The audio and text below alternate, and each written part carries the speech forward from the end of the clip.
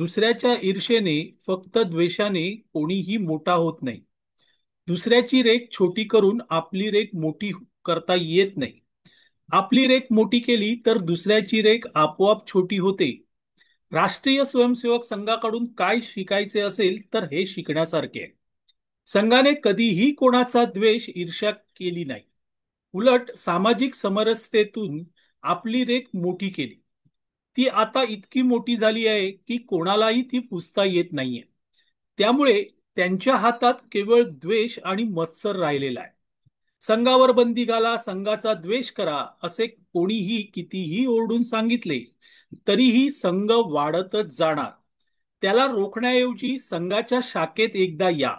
संघ काय करतो हे जाणून घ्या, पण त्याची ईर्ष्या करू नका.